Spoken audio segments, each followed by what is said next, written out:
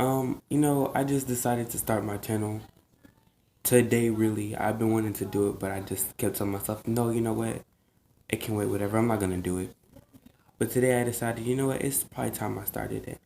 So, I just wanted to, because I've been through some things and I learned over a few years that it's just like a few words can change your life. Like something that somebody can tell you can make or break you. So I decided to make this video today. This is gonna be my first video ever, and I'm excited to see how it goes. After this video, if you like it, please subscribe to my channel because I'll be posting more videos, and tell your friends. So, really, my videos are just gonna mostly be about, I guess, I guess you could say advice. And I'm not a therapist, nothing like that, but advice, help, just talking about certain things, topics, whatever. If you can comment down below in the comment section whatever you want me to talk about, and we'll talk about it. But today we're going to talk about respecting yourself for who you are and not what other people want you to be. So really, I didn't start respecting myself until about 10th grade when I turned 16, and I'm 17 now.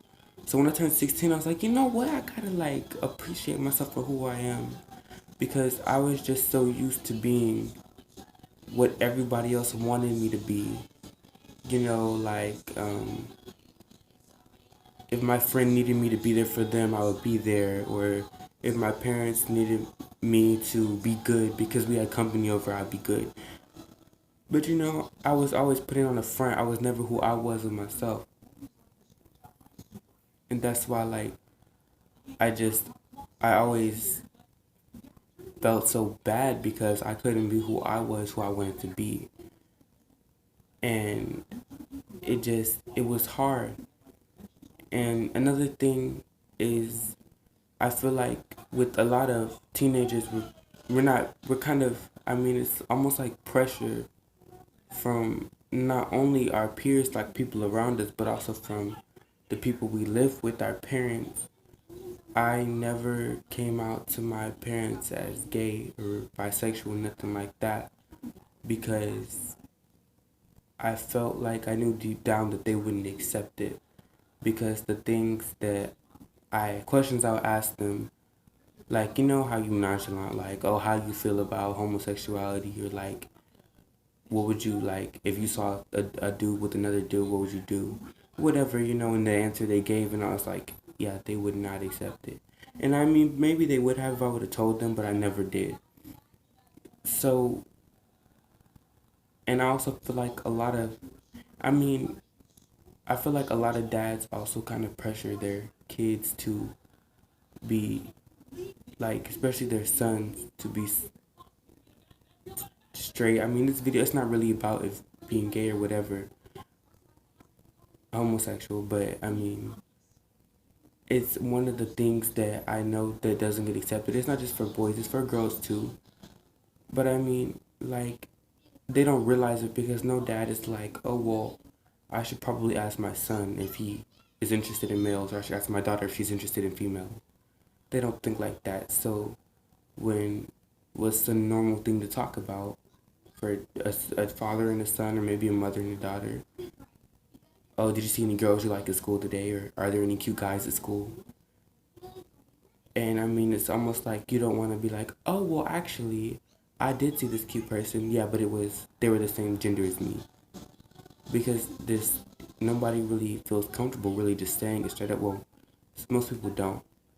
So, I feel like a lot of the times that's why kids do have trouble saying these things and accepting themselves for who they are, because they're just so used to being what everybody else wants and changing for everybody else that they can't make themselves be the best of them that they can be versus the best person everybody else thinks that they should be. And I feel like that was definitely the case with me. I had a lot of friends who supported me, so I wanted to support them in every way possible. so I would change myself for them. I wouldn't be who I wanted, what I wanted, because I knew that they wanted me to be there for them. Like I had a friend who was going on a double date and she didn't have anybody to go with. And at this time, I was I never really identified as gay. I do like females. I identify as bisexual. But I really was experimenting. I really didn't want to date anybody. I just wanted to be friends, see where it took me. But she needed a date, somebody to go with her. She was going with some friends. And I told her, I said, yeah, I'll go. I'll go with you.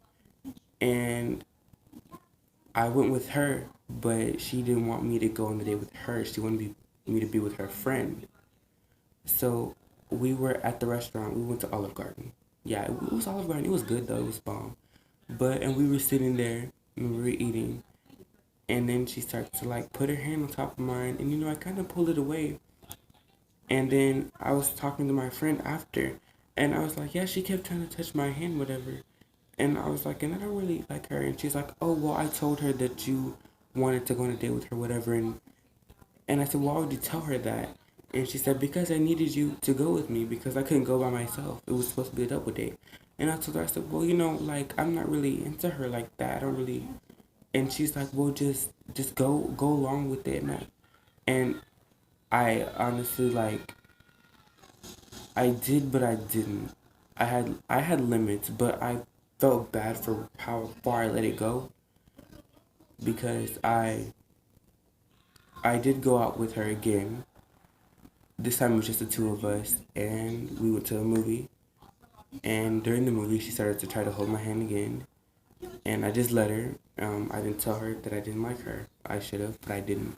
So she had started to rub her hand on my leg, and I told her, I said, I think we should go. And she said, where? To my house? And I said, no, I think we should go home. And she said, well, why? And she said, you don't like the movie? And I just told her, I said, I can't do this. I'm not really into you like that. And she started to cry. And I felt so bad because I didn't want to hurt her feelings. But I mean, that's how it happened. I let it go any further because I knew it would hurt her more. And I didn't want to do something that I would regret. And so I just feel like from peers too, it's pressure to be someone we're not. And another part of accepting yourself for who you are and not who others want you to be is also body image too. Um, a lot of people want to be, well, I feel like a lot of people want to be the perfect magazine image of a girl or a boy, the perfect body.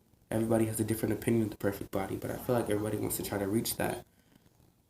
And there are a few people who do feel comfortable with themselves. But I mean, I know a lot of people who don't.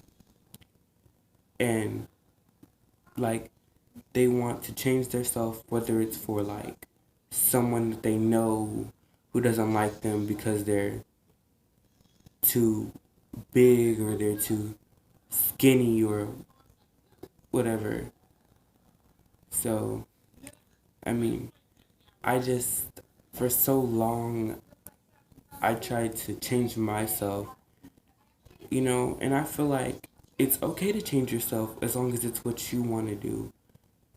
I don't think you should ever change yourself because somebody else thinks you should, because somebody else wants you to be the skinny girlfriend for prom. They want you to fit into a certain size dress, or they want you to be the thick girl, so they want you to gain some weight. They don't want to date a skinny girl, so you need to gain some weight. Or this girl likes a guy with a six pack, so you have to work out extra to get a six pack, or you have to shave your beard a certain way because that's what she likes. I mean, you can change yourself as long as you're comfortable with it. I feel like you should never be pressured into changing who you are for somebody else, because that it's not good for you, and it's not good for your self-esteem and your image about yourself. So I just feel like a lot of times that we get caught up in what we think we should be for other people that we don't realize what we should be for ourselves. And I mean, when it comes to you, it's okay to be selfish sometimes. It's okay to take time out of your day to be by yourself to reflect. So you don't have to run around like Superman and try to be what everybody else wants from you, just try to save everybody. I mean, in times of need, yeah, but sometimes you do have to have a little me time and relax for yourself and be by yourself and, I mean, be comfortable because, I mean, even superheroes get tired. I mean, you can't go back and forth between person to person trying to help them out when you can't have when you don't have yourself together, is my opinion. So yeah, I mean, just something to reflect on. Like I said earlier, if you like this video, please comment down below. And I mean, just write whatever you want me to talk about next. And I'm going to make another video after this one with another topic that I saw. And just tell your friends to subscribe. Thank you. Bye.